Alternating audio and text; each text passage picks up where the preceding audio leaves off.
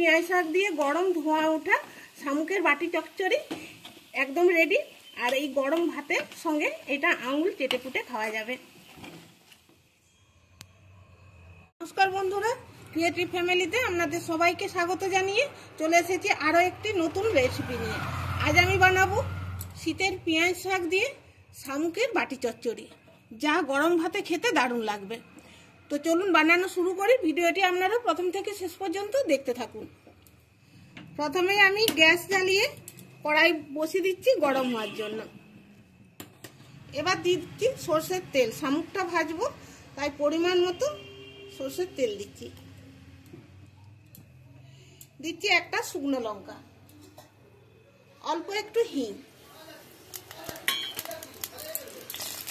এবার শুকনো লঙ্কাটা একটু ভেজে নিচ্ছি আর হিংটাও তার সঙ্গে ভাজা হয়ে যাবে। শামুকটা এখানে আমি ভালো করে পরিষ্কার করে বেছে ধুয়ে আর নুন হলুদ মাখিয়ে আধ ঘন্টার মতো রেখে দিয়েছিলাম। এদিকে দেখুন লঙ্কাটাও ভাজা হয়ে গেছে, হিংও ভাজা হয়ে গেছে। এবার শামুকটা আমি ভেজে নিচ্ছি।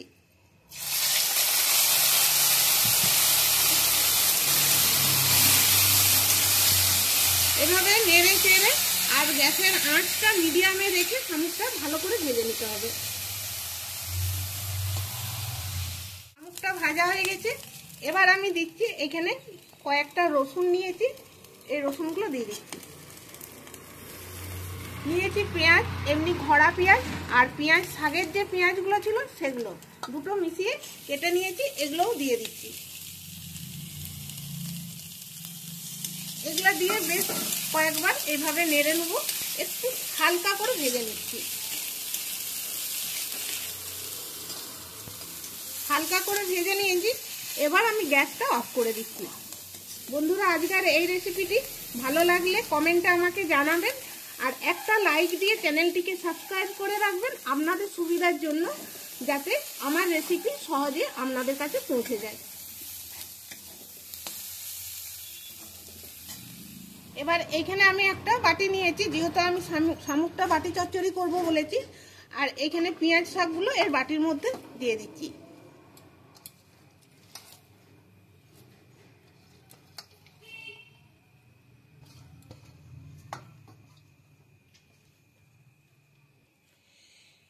এখানে আমি মশলা বেটে রেখেছি। এতে আছে গোটা জিরে, সর্ষে, রসুন আর কাঁচা লঙ্কা বাটা, এর মধ্যে দিয়ে দিচ্ছি।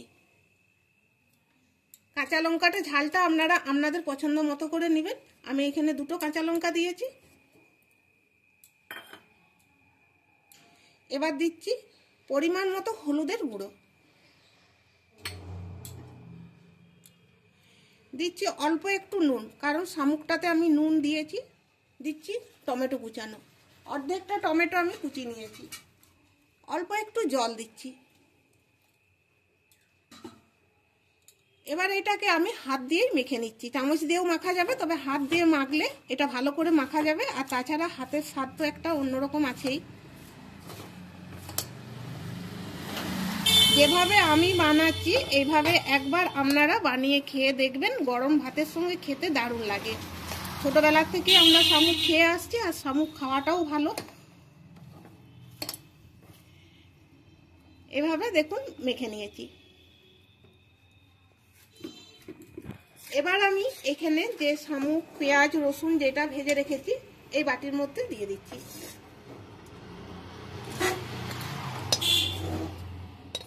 এবার ভালো করে আমি মিশিয়ে নিচ্ছি।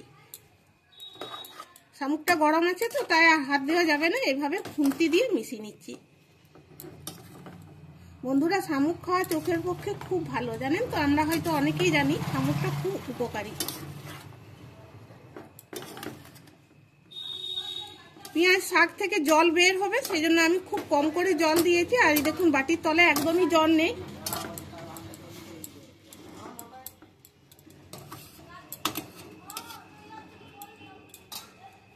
এবার আমি এইদিকের গ্যাসটা জ্বালিয়ে এটা আমি বসিয়ে দিলাম। এবার একটা আমি ঢাকা দিয়ে দেবো। এবার ঢাকা দিয়ে আমি বেশ কিছুক্ষণ হতে দিচ্ছি, তারপর আবার আপনাদেরকে দেখাচ্ছি। 5 মিনিট পর আপনাদেরকে দেখাচ্ছি। আর এ দেখুন কতটা জল বেরিয়ে গেছে। এটা অর্ধেক রান্না প্রায় হয়ে গেছে। কিন্তু সম্পূর্ণ রান্নাটা হয়নি, এখনো পর্যন্ত গ্যাসের আঁচটা আমার বাড়ানোই আছে। এবারে আমি গ্যাসের আঁচটা একদম কম রেখে আবারও আমি ঢাকাটা দিয়ে দিচ্ছি, দিয়ে আমি হতে দিচ্ছি। এবার দেখুন এটা আর একটু হবে, জলটা এখনো শুকোয়নি কিন্তু আমি গ্যাসের আঁচটা তো কম করে রেখেছি। এবার আমি এতে মিশাচ্ছি একটু কাঁচা সরষের তেল, আর দিচ্ছি দুটো কাঁচা পাকা কাঁচা লঙ্কা। এবার আরো একটু আমি হতে দিচ্ছি। বন্ধুরা দেখুন, বাটিতে যখন দেখা যাবে এভাবে একটু লাগতে শুরু করেছে আর খুব সুন্দর একটা সেন্ট বের হবে, তখনই বুঝতে হবে যে এটা হয়ে গেছে। তাহলে বন্ধুরা তৈরি হয়ে গেল শীতের নতুন পেঁয়াজ শাক দিয়ে গরম ধোঁয়া ওঠা শামুকের বাটি চচ্চড়ি, যা গরম ভাতে দিয়ে আঙুল চেটে পুটে খাওয়া যাবে।